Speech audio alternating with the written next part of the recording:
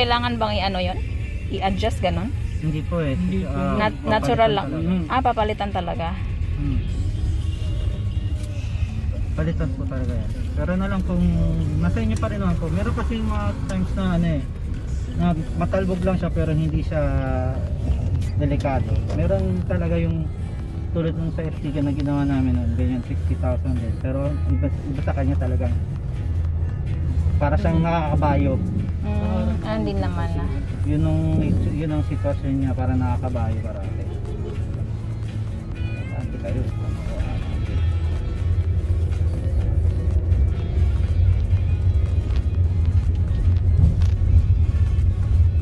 Napansin ko siya kasi kahit na konting ano lang, lubak, gumagano na yung harap niya. Yun yung ito pag highway lang, lalo na pag sa nagdadrive ako dyan sa may Ross Boulevard kasi diretso lang siya. Napapansin ko na medyo siyempre iba siya sa before talaga na walang Kasi ang pagka sinubukan natin ito ngayon, road test, at hindi naman ganun ka pwedeng isang paraan, tatanggalin natin yung shock mismo sa harap. Kaya kasi alam ko, pag ganyan ang gagawin, kung meron labor charge ata para sa kasi yun, makikita talaga natin yung bounce back ng shock. Kasi pagka ganito, hindi natin masyado talaga yan. Pero mararamdaman naman natin.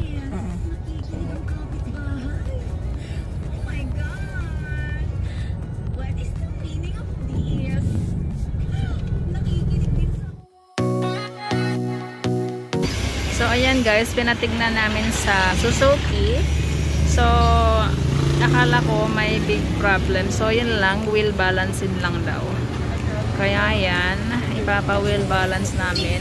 So i-wheel balance tapos i-change yung gulong sa harap, sa likod. Yung likod dito sa harap, yung harap dito sa likod. Ang gulo. Basta yun guys. Yan. So ayun nga guys, galing ako sa Makati, sa Suzuki mismo. Pina-check ko kung ano talagang problem niya. So yun nga, sabi nila wheel balancing daw. Tapos pumunta kami dito sa may Pasay.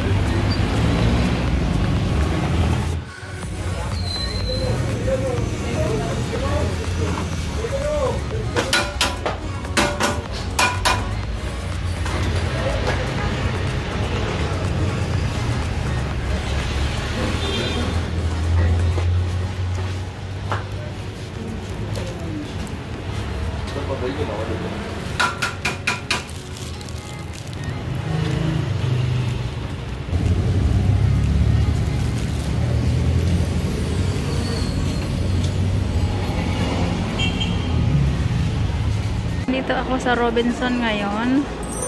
So ayan, ang daming sale dito sa gitna, mga 50%. Mga electronic siya guys. Pero meron din mga toys Ayan na. Gusto kong pumasok pero ayoko. Ayoko, baka mapabili ako ng wala sa oras. Pero sige, wait lang. Tingnan natin. Ano bang pwedeng bilhin ko dyan? Wala naman akong bibilin dyan. Wag na lang. Sige, mag-net po tayo. Ito mga free headset. Free headset. Pag nag-apply Ano meron kayo ba dahil? tayo ma-approve yan. Pag sagot nyo sa, sa CI, tinatawagan ko kayo, ma'am.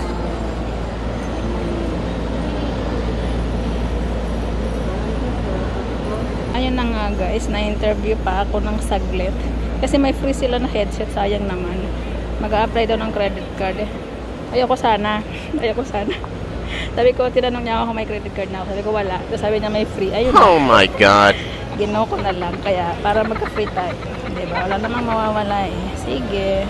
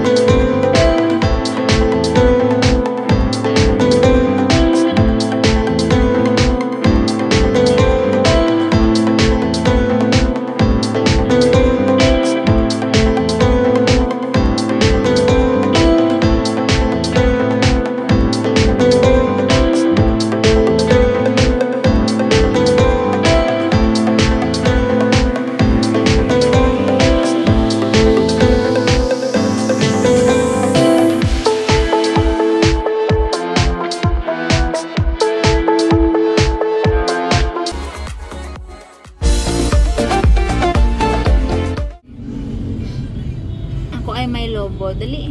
Ako ay may lobo, lumipad sa langit.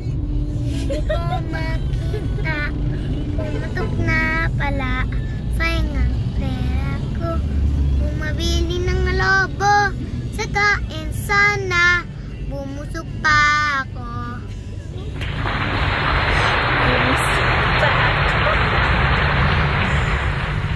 Hey guys, what's up?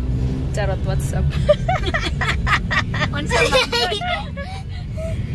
Punta kami Las Piñas ngayon kasi may kukunin ako. Tapos, pagtapos sa Las Piñas, punta kami Taguig. Kukunin namin ulit si Molly. Yes! Manggugulo na naman ulit sa bahay. So, ayun. Charot. Update lang kasi wala na akong ma-upload. Kulang pa ng ano yun, 3 minutes yung ano ko i-upload ko. Hindi ko ma-upload kasi kulang ng 3 minutes. So, ayan. Gawin na lang ng video dito ngayon. Buha ko ng video kanina kaso hindi siya bagay idugtong sa video ko para sa Friday. Abangan. Friday na bukas ah. Friday na, hindi ko pa na-upload kasi kulang. Update na mamaya. Yung video ko kanina, para yun sa ano? Para yun sa... Ang sakit! Iba yun, ibang ano nun. Yung video ko kanina, mapaliit ng ano, tummy. Sakit yan! Nabudol! Budol is real! Atong 5,000 Sakit yung mukha tungkol sa ulo. So very beautiful. Why so very beautiful? Charot! Cute! Mali na umasa. Ota-ota!